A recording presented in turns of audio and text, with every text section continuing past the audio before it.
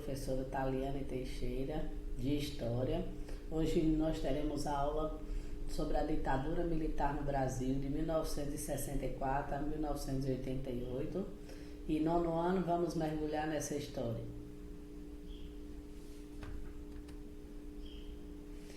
Observem aqui alguns documentos históricos que nos demonstram o início, os antecedentes para a instauração do golpe militar de 1964 no Brasil. Então, no dia 1º de abril de 1964, tropas do Exército, sediadas em Minas Gerais, marcham para o Rio de Janeiro, no Congresso Nacional. Por quê? O nosso então presidente era Jango, João Goulart. E rumores diziam que Jango tinha saído do país, tinha fugido, porque ele vinha passando por algumas pressões. Nós tivemos, por exemplo, a passeata, a marcha da família, por Deus e pela liberdade, e algumas exaltações, algumas manifestações contra o regime populista no nosso país. Mediante essa insatisfação popular, foi organizado entre grupos militares e elitistas um golpe para tomar o poder no país por meio de uma intervenção militar. Então, o período militar ele vai iniciar em 1964, como eu falei, com o golpe, onde quem irá governar inicialmente será um nordestino, um cearense chamado Castelo Branco, de maneira indireta, tomando um poder, e a gente vai ver aí alguns presidentes no nosso país que eram, na verdade, generais, membros do Exército. Jango no Rio Grande e Mazzilli em Poçada. Então, inicialmente, lógico, por um pequeno período, Mazzilli, ele é quem fica no poder até o nosso primeiro presidente, Castelo Branco, assumir como presidente. Um presidente da República que não foi eleito de maneira direta, ou seja, sem democracia, sem voto, mas mesmo assim, presidente da República. Focando mais uma vez aqui nos nossos antecedentes ao golpe. O esgotamento do populismo, como eu falei, Jango vinha sendo pressionado, então nós tivemos manifestações da massa, tivemos greves e tivemos tensões sociais em todo o país. O temor às novas revoluções cubanas, porque o mundo vivia a Guerra Fria, nós já tínhamos alguns países aderindo ao comunismo, ao socialismo, como Cuba, e existia o temor do comunismo ser instaurado no nosso país, já que nosso país é capitalista. Apoio aos setores conservadores, ou seja, os elitistas, os conservadores e os militares é quem irão tomar o poder em 1964. A Marcha da Família, com Deus pela Liberdade, que irá promover também essa força para que o golpe fosse dado. Aqui nós temos uma imagem muito forte, nenhuma semelhança, com os dias de hoje. A gente vê aqui, no meio de Brasília, tanques de guerra, ou seja, mostrando que os militares é quem estão no poder a partir de 1964. Intervenção militar é golpe. Aqui eu mostrei, através dessa imagem, uma linha do tempo dos presidentes durante a ditadura militar. Então, primeiramente nós temos aqui Castelo Branco, que irá governar de 1964 a 1967, sucedido aqui por Marechal Costa e Silva, que é a linha dura, o início realmente de um governo mais autoritário no nosso país, com a instauração principalmente do AI-5, do Ato Institucional número 5, nós vamos falar sobre os atos.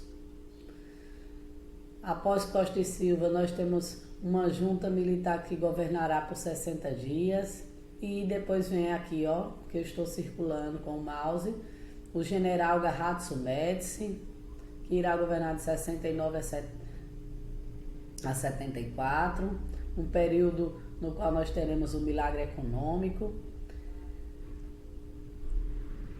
Sucedendo ele, nós temos Geisel, Ernesto Geisel, general, que irá governar de 74 a 79, e aí a gente já começa uma certa abertura na ditadura. E na transição para a volta da democracia, nós temos aqui o último presidente da ditadura militar, que é o general Figueiredo, que irá governar de 79 a 85. Então, esses serão os presidentes, esses 5 aqui, que governavam cada um por 5 anos em média, né? O nosso país.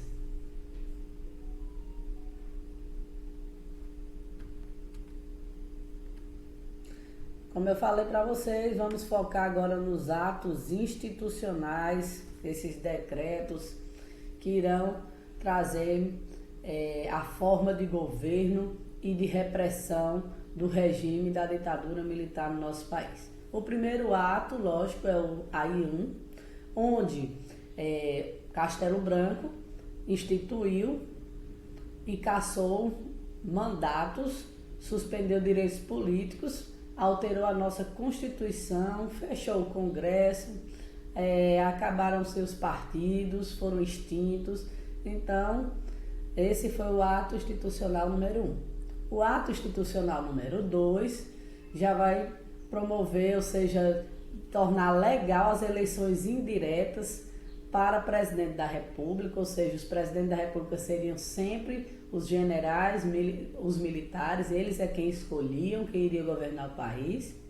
Extinguiu definitivamente os partidos políticos e nós temos aqui uma imagem, por exemplo, do primeiro ato institucional, onde diz partidos extintos, garantias suspensas e eleição indireta.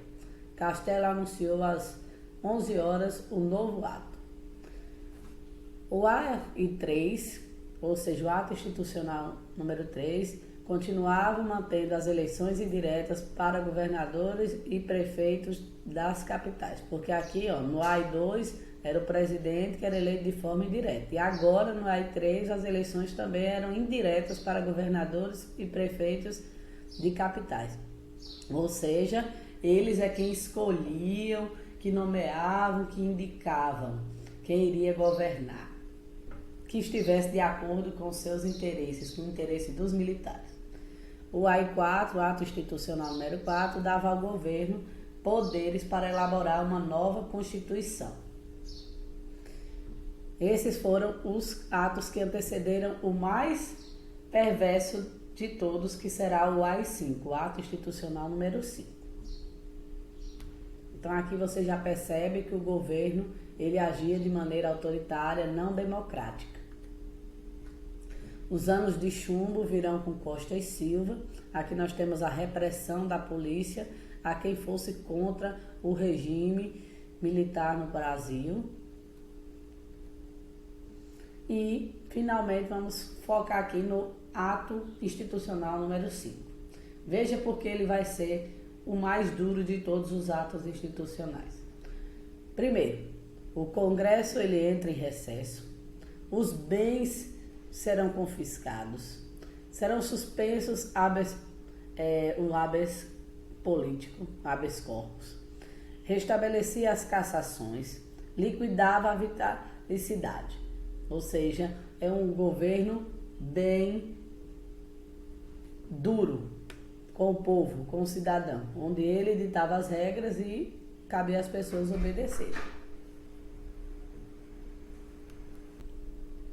No governo de Médici, Garratso Médici, nós temos um momento no qual o Brasil demonstra grande interesse da população, porque nós tínhamos vencido, a Copa, nós estávamos vivendo um milagre econômico, então o governo dos ditadores irão usar essa imagem para dizer e mandar uma mensagem para quem tivesse ainda contra o país, que estava na sua imagem internacional bem visto, né? Então ele disse: Brasil, ame-o ou deixe-o, ou seja, avante seleção, ou seja, utiliza esse slogan para mostrar que o Brasil estava muito bem, estava se industrializando, estava com a economia sólida, mas é apenas um momento do milagre econômico que durará de 1970 a 1973. Então, quem tivesse insatisfeito, pudesse sair do país, está convidado a sair, ou seja, aceite como nós estamos, aceite o governo. As principais medidas e ações econômicas na ditadura militar. Muito importante aqui esse slide. Então, as forças que assumiram o poder em 1964 tinham como prioridade econômica o crescimento acelerado.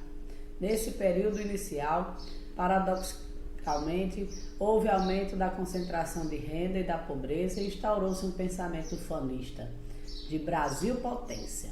O milagre econômico de 69, né, final de 69 ou 70, como diz alguns historiadores, até 1973, era sustentado por 3 tripés: concentração de renda nas mãos de uma minoria, ou seja, dos empresários, dos ricos, a expansão de crédito ao consumidor e a abertura externa da economia brasileira.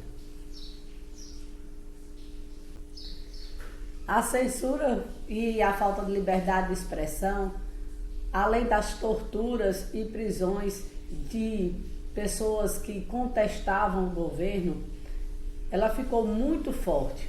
Então nós temos aqui, o manifesto dos artistas, mostrando também aqui o documento era vetado, tinha pessoas só para lerem as letras de músicas e vetarem para que elas não chegassem a público. E dentro dessas letras, dessas músicas, se mostrava a insatisfação nas entrelinhas, né? Ou seja, por exemplo, aqui, nós temos uma música de Gilberto Gil e Chico Buarque de Holanda que foi vetada pelo governo, onde dizia: Pai, afasta de mim esse cálice, e o próprio nome cálice já mostra o quê? Estava escrito como cálice, né? Cálice de sangue, das torturas, das prisões, onde as pessoas sofriam choque elétricos, sofriam torturas, principalmente também as mulheres, que muitas sofreram até estupros. E esse cálice aqui remete à ideia, segundo as pessoas que estavam ali para censurar, a ideia de calar-se, né? E eles vetaram a música, que hoje nós conhecemos, vocês podem encontrar em qualquer plataforma aí de música, e foi vetada na ditadura militar. Não só ela, como muitas músicas eram vetadas para não mostrar, não chegar a público que as pessoas estavam insatisfeitas com o governo.